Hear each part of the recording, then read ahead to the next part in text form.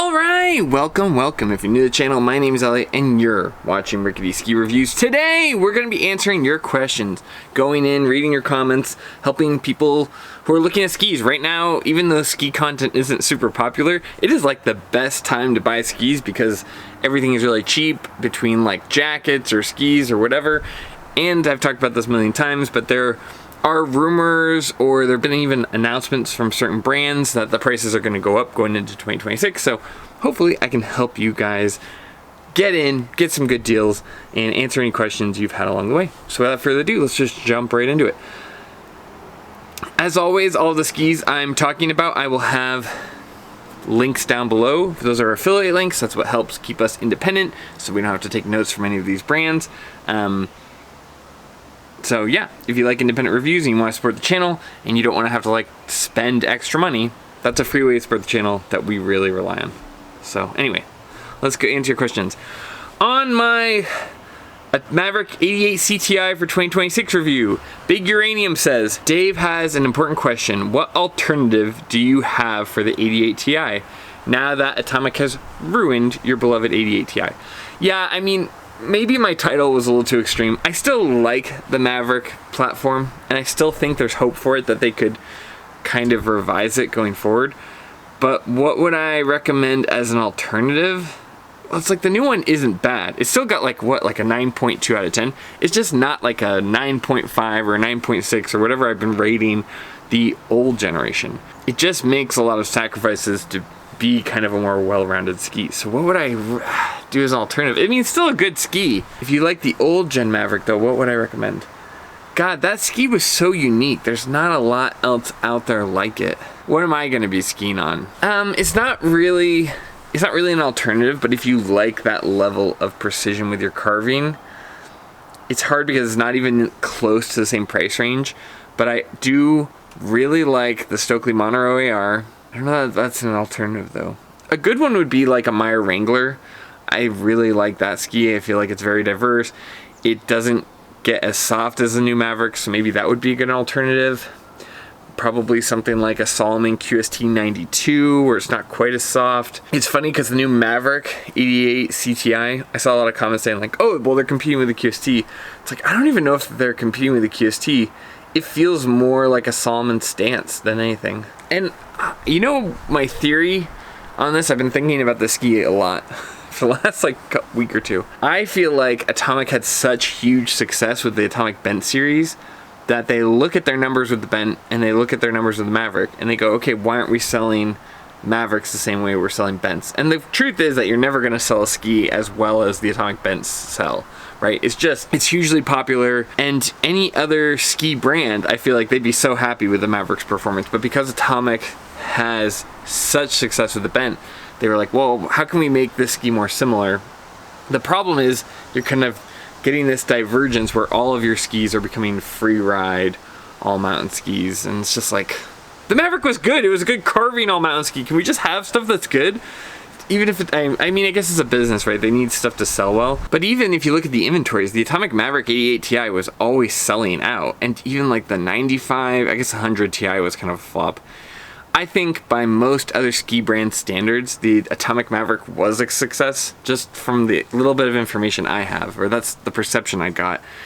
And it wasn't something that needed to be innovated. And now you have the Bent and the Mavericks, which are becoming much, much closer in performance and DNA. So I don't know. I'm sad to see the changes. I am going to be testing the 96 CTI, so we'll see. But in my opinion, the ski's still good. It's just not as good as it used to be. It feels like death by focus group. You get all these people to test it. Oh, well, I wish it was a little bit softer. I wish it was a little bit like this. Rather than having like a ski designer with a real vision, and then they're kind of following that rather than having just all these different focus groups and, oh, I'd like it more if it could go twin tip more, and I'd like it if it was a little bit softer. That's at least the impression I get. And you know, honestly, that's why I have a lot of respect for Blackcrows. It feels like a very singular vision for each ski. It gets iterations, it gets slight changes, but you can still feel the original vision in most skis. I mean, oh, while I'm thinking of Blackcrows, yeah, if I was gonna replace a ski with my Atomic Maverick 88 Ti and that's all I had, I'd probably go with the Blackcrows Octo. I love that ski. It's definitely shorter turn radiuses, you know, there's definitely going to be some sacrifices, but I'd say that that is a pretty good substitute for me and what I like. From plenty of other people, maybe like a Volkl Kendo would replace that better, Salomon QST, Meyer Wrangler, all good options. Sorry, that was a very roundabout way of answering your question. All right, on to the next one. John 7E says, sounds like they were going after the Elan ripstick lovers with the Atomic Maverick 88 CTI. Yeah, maybe. I do think this still has like a much higher top speed than the Elan ripstick. It's weird. It's like, I don't know why you would do that. And honestly, Elan ripsticks, I guess they shortened up the turn radius too. Yeah, maybe.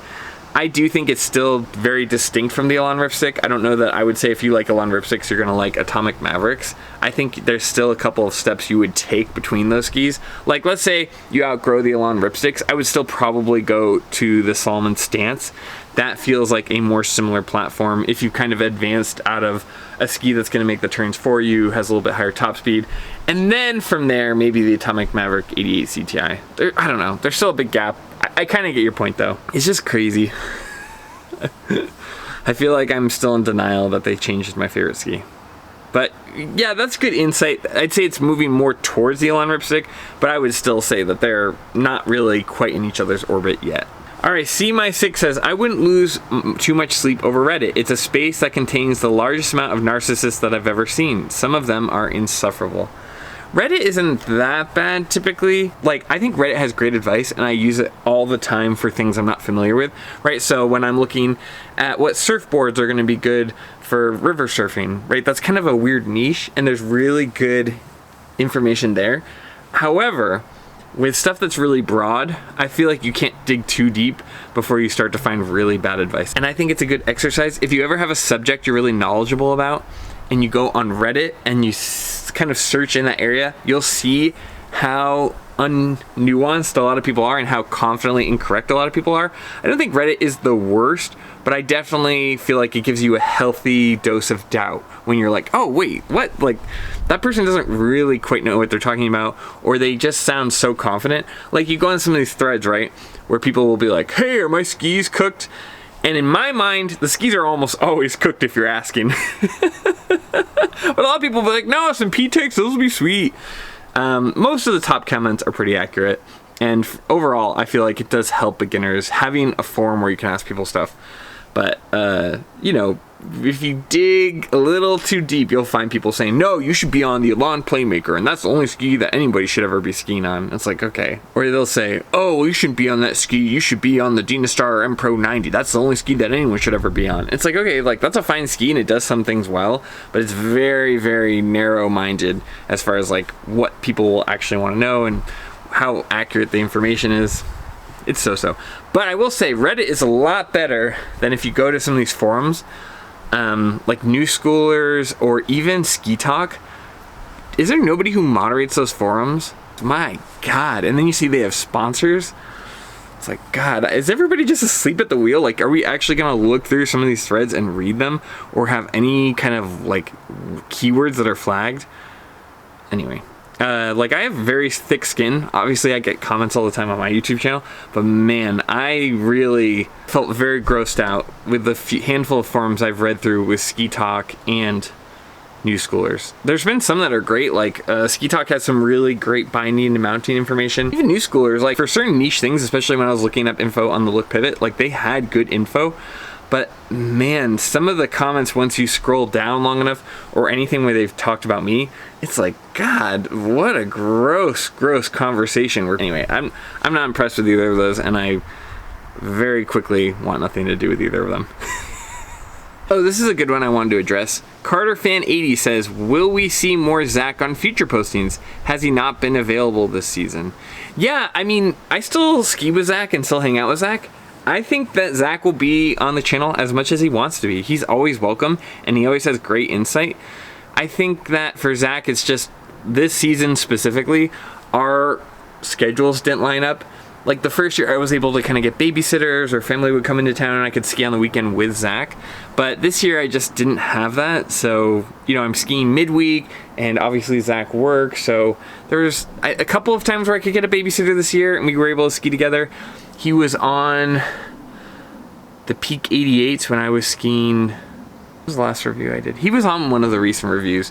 It's just that, yeah, I let Zach come and go as he pleases, right? Like, he's not my employee or anything. He just kind of does it for the love of the game, and he has certain things he wants to talk about. But, yeah, he kind of comes and goes as he pleases, and our schedules don't always line up. But every once in a while, he has stuff that he's really curious about. I know he loved the Peak 104s, and the big thing he wanted to test out this year was the Peak 88s, so that's some of the footage you see on here. I think one thing I've learned since being on YouTube or making these videos is that not everybody wants to be on camera. When I got my tattoo, the tattoo artist, I was just gonna do even like a time lapse. They were like, I don't feel comfortable being on camera. Okay, that's easy. You know, it's like, just get people's consent, and then if they say no, you respect that. It's so easy. Same for when I talked to Julie and Renee. I was like, hey, we could like set up a time lapse in the corner, or we can be on camera if you want, if this is like something you want to promote. He's like, no, we don't need to be on camera. I don't want that. Okay, that's fine. So same for Zach. I'm like, I let Zach be on it if he wants to. He doesn't always love being on camera, and that's okay too. You know, and then sometimes he'll have something he's really passionate about that he wants to talk about, like the Peak 104s. And then I give him space to do that if he wants to be on camera. But it's not for everyone, and I don't know. It's not worth giving up personal relationships to like shove a camera in someone's face. You know, you just give people respect, give people space to talk when they want to, and yeah. But there will definitely be more Zach over the year. It'll just be sprinkled in as he feels like it. And that's fine with me. I do love seeing Zach ski. There was a day where he had the camera on his chest that I wanted to use, but he doesn't use the GoPro that much, so a lot of the water, I don't know, the way he skis it, because I think he's going faster, a lot of water would get on the lens, and then the footage is almost unusable. Yeah, I'm always super grateful when Zach is on the channel, and it's, you know, we had one day where he was following me and giving me advice on my skiing, which I loved. I love skiing with Zach, but I don't know, I'm never gonna shove a camera in someone's face. Same with everyone in my life. If they don't want to be on camera, I never force them to. But great question. And yeah, I don't think Zach's going anywhere. All right, James Arnold, Z5P says, would you mount the look pivot on Blackcrows Octo? If not, what would you mount on the Octo? No, I probably wouldn't put the pivot on it. I mean, the Blackcrows Octo is thin enough that you're not getting any powder performance. It's not a twin tip like the Mirror's Core, so you're not getting that kind of freestyle element. I do like the gradual flex of the Octo, so I can see what you're saying there, where underfoot does feel good, but I just don't think you're gonna get the benefit of those short turn radiuses, of those edge angles. Put on whatever you want. Salomon Strive, someone said in the comments, is a great binding.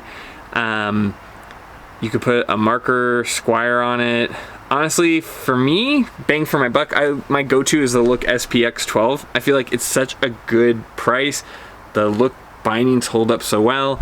Lately, I've been skiing a lot of the Tyrolia Attacks just because that's what comes on a lot of the demo skis, and then I'm able to repurpose it. Recently, I actually went out and bought a jig so I can mount my own skis. I think I'll still maybe pay some places to mount the really expensive skis. The last thing I want is like a $2,000 DPS ski to be torched because I didn't do it right.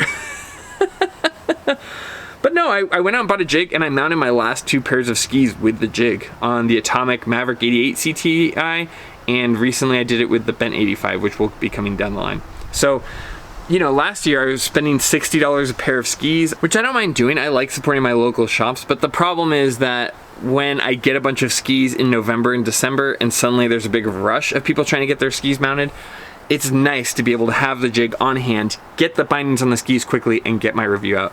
So for me, I'm going to be mounting at least the Tyrolia Attack bindings as kind of my default binding. It's a binding I like.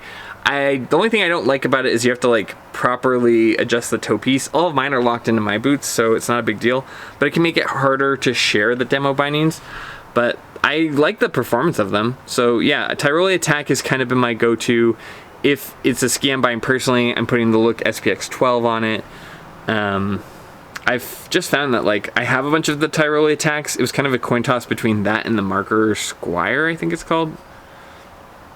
But yeah, I like the Tyrolias a lot. I feel like they're consistent. They've held up well. There's a lot of just really good bindings out there. It's hard to go wrong. Just make sure you're not getting something that doesn't serve you right. You probably don't need a marker kingpin for the Blackcrows Octo. So, you know, sometimes you'll see, oh, that's an expensive binding, I'm going to get that. Or, oh, I love this Blackcrows Octo, I'm going to put a cool looking look pivot on it. probably overkill. I would go Look SPX, Tyrolean Attack. Any of those should serve you fine. Or like the other person said, the Salomon Strive is really nice as well. Great question. All right, Anders, this will be the last comment. Anders2920 says, I've been eyeing the Blackcrows Octo forever because of your glowing recommendation, and I was able to find them on clearance for 528 USD after tax. Nice.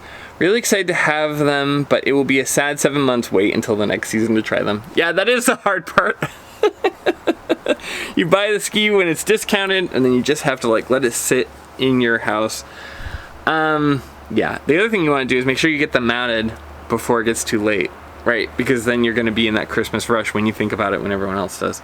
Yeah, that's kind of the double-edged sword. And sometimes, honestly, that's why I feel like buying skis in February or March isn't that bad of a deal. They're usually on sale, depending on the brand. Like Atomic specifically puts stuff on sale cheaper, and Salomon.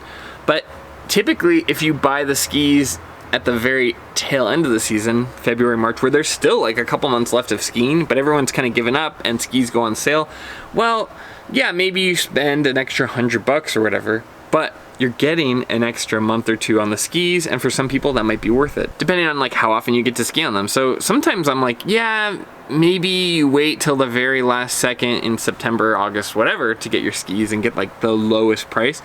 But sometimes there's something kind of nice about getting them in the early on sale season, where it's like, okay, I'm gonna get like a month or two on these skis. I'll get first pick as far as sizing goes, so if you have a specific size you need, there's a lot of advantages. You spend a little bit more, but you do get a little bit more season out of it and first dibs on what size you want, and you get to kind of test them right away. You know, and that way you can decide, hey, I thought I would love these skis, I don't. You can still go and sell them back on Facebook Marketplace. You'll probably take a hit on it, but at least then you can shop the summer sales again and get something for that fall if you made a mistake in your purchase. Obviously that is not ideal, but life happens. So it's one of the few upsides I feel like that people don't talk about of getting stuff at the end of the season. So anyway, I think that's the last comment and question I'm going to answer. Thank you so much, everybody who wrote in. I love seeing your comments. I love seeing how much you guys help each other in the replies. I will have affiliate links down below to all the skis I talked about, and I will try to find some deals. There is a deal video on the horizon, so I should be doing that end of this week, if not sooner. So keep an eye out for that. Please like and subscribe. That helps me with the algorithm and keeping everything going. We have memberships if you want to have your comment kind of prioritized. But as always, more than anything, just thanks for taking time out of your day to watch my videos. I can't say that enough. It really helps me out a lot. It's really helped the channel grow. I appreciate your time. I say it all the time, but to me, it's always important to reiterate. I appreciate you guys. And as always, I'll see you in the next one. See ya.